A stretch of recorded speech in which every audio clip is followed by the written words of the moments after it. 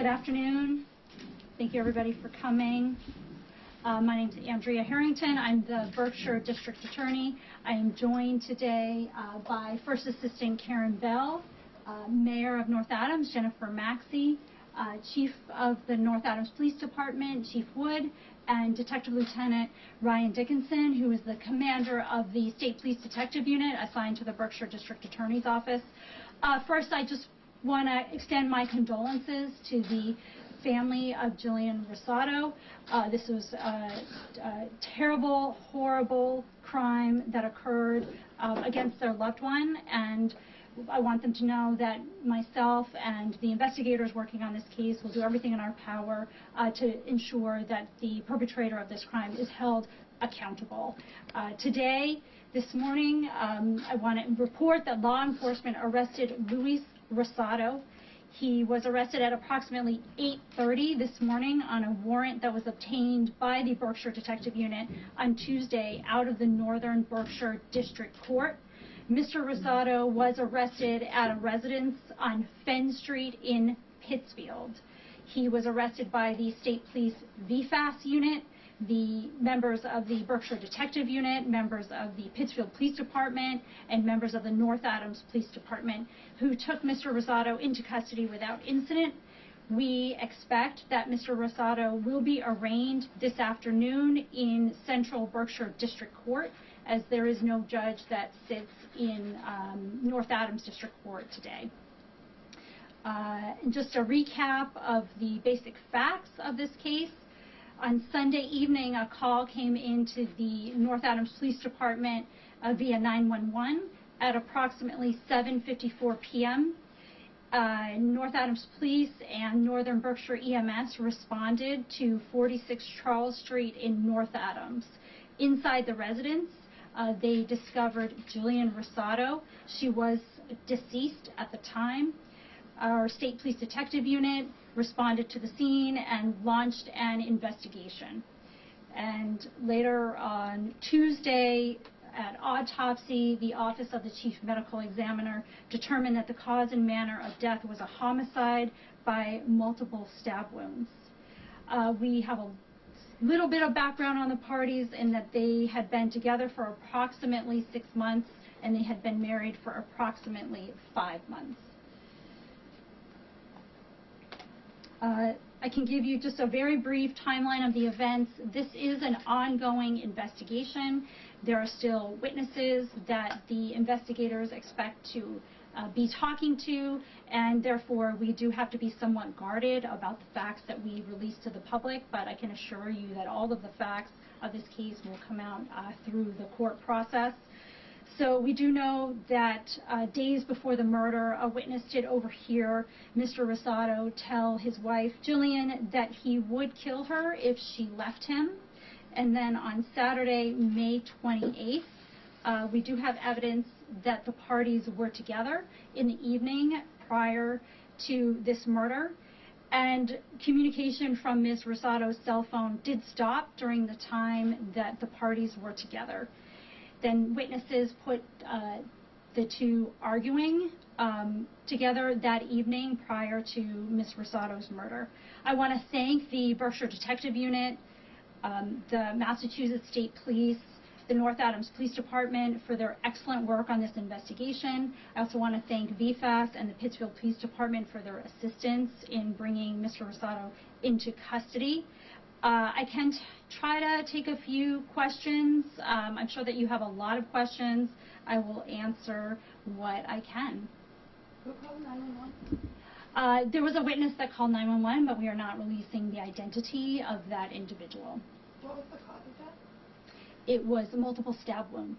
Can you describe the scene where she was found? Was she inside the house and you were inside the house? Yeah, so Ms. Rosado was located inside her residence, which is the second floor of the building at 46 Charles Street. So each floor has, an apartment. That each floor consists of one apartment, and she was found inside the residence. Was that, can I ask it, was that her house, or was it his residence or her residence? Because they were only recently married. Yeah, I mean, it's my understanding that, you know, she certainly stayed there and that he also stayed there as well, but they had other residences as well. But it appears that, you know, they both did stay at that residence. Did they share any children, and were any children potentially present? To my knowledge, the parties did not share any children. So it appears from court documents that there were 2 open cases against Jillian, where Luis was the named victim. They were both domestic violence cases, and it looks like the prosecutor's office was pursuing charges against Jillian as the perpetrator, alleged perpetrator of domestic violence. So I was wondering why the office was pursuing those charges in light of the accusations Jillian was making about her being the victim of domestic violence. Yeah, so what I can tell you about this at this time is that, you know, perpetrators of domestic violence can be very manipulative and very savvy about manipulating legal systems in order to carry on their abuse. And sometimes that does include seeking criminal charges against their victim. So what I can tell you right now is that certainly, you know, this office has done domestic violence fatality reviews. We've done 2 reviews with a statewide team in the past, and you know, this is definitely a kind of incident that I think that we would want to look into, like the history of the parties here, and you know, determine like how can we continue to ensure that we're following best practices. My office is certainly, you know, works very collaboratively with law enforcement in having effective responses to domestic violence cases. We just sent a team from the office, including 2 officers from the North Adams Police Department, victim advocates, prosecutors, to the Violence Against Women conference in Dallas that was held last week. We've done a lot of work in this area, and definitely we will be looking at the facts of this case and the history of these particular parties. I will also say, you know, I can't get into parties' criminal histories. I'm due to the rules of professional conduct, but my office did release a press release back in October of 2022. We did have a successful evidence-based prosecution against Mr. Rosado in a domestic violence case against a different victim. So in light of you know, the past conviction on domestic violence, why did investigators arrest Luis and not Jillian in these instances of domestic violence, and why did your office continue to pursue those charges? So I would say that that's a topic, as I said, that we would need to be looking into the facts and the circumstances of those cases, and you know, working through them with the investigators and discussing, you know, the facts that led to those particular arrests. Had Jillian been identified in any of your Berkshire County high-risk teams as being a high-risk victim, you know, somebody who should be watched and kept an eye on? Yeah, so we do have our high-risk team. It's been in place for just over a year now. We have a number of cases that are being monitored by the high-risk team. We generally do not comment publicly on cases that are being monitored by the high-risk team.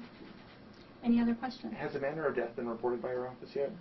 So the cause and manner of death, according to the OCME, is homicide by stabbing. And what are the full slate of charges against? So at this time, Mr. Rosado is being arraigned on a single count of murder. Do they know when the time of death took place? Was it Sunday night or was it earlier?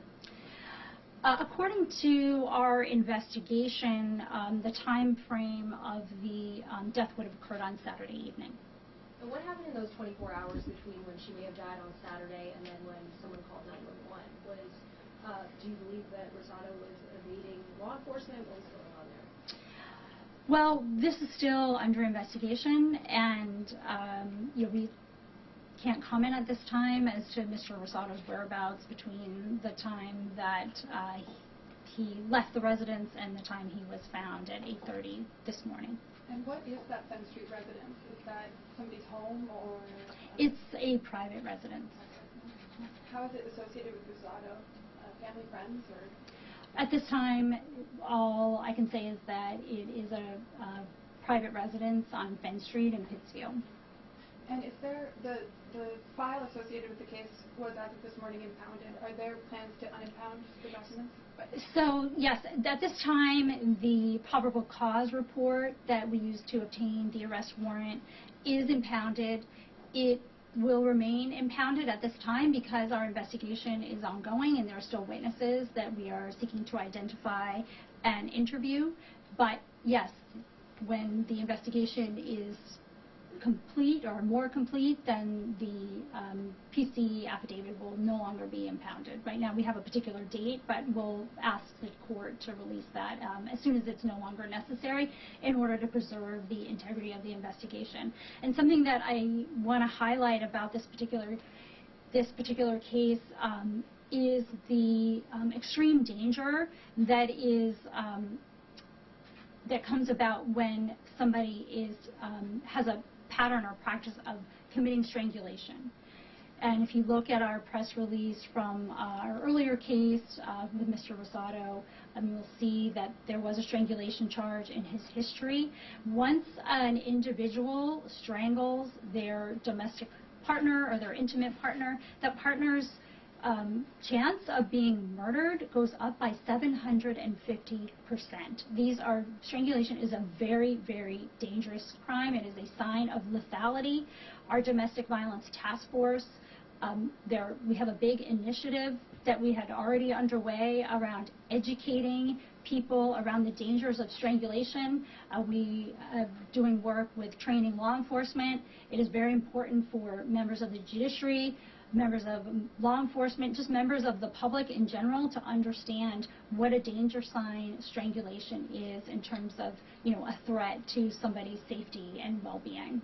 And how do you flag that? Because I'm sure you don't like that other partner that he was with that could be happening. And how are you identifying who those people are and kind of intercepting that potentially? Well, there's a lot of training that is available in terms of recognizing the signs that an individual has been strangled. So I think first and foremost, it's for law enforcement that are actually responding to these crimes to be trained in the signs of strangulation. We have strangulation worksheets that we have asked for our local police departments to use. That is like a checklist of signs that somebody has been strangled. We're working with them on incorporating those. We're doing trainings around recognizing those signs and doing trainings around how we make arguments to judges as to that strangulation has occurred and why it's so significant. But we also want people in the general community to understand the dangers of strangulation, so that if you hear a friend or a loved one who talks about potentially being strangled, that people understand how dangerous it is, so that people can respond appropriately. And can you also just speak a little bit about the resources that are available either through your office or also just generally in the county for people who find themselves in a dangerous situation regarding a spouse or domestic partner? Yeah, thank you for that. So if somebody is in a situation where they are unsafe and need help, they certainly can call their local police department. They can contact the Berkshire District Attorney's office. We have victim witness advocates here that do safety planning with victims of domestic violence. We have a very diverse staff. And so we wanted to make sure that people from all parts of our community feel like if they contact law enforcement, they will interact with somebody who they feel comfortable with. And we've worked really hard to make sure that our staff is diverse in every way. I also encourage people to contact the Elizabeth Freeman Center. Elizabeth Freeman Center does really great work with victims of domestic violence. Okay, thank you so much. I appreciate your time.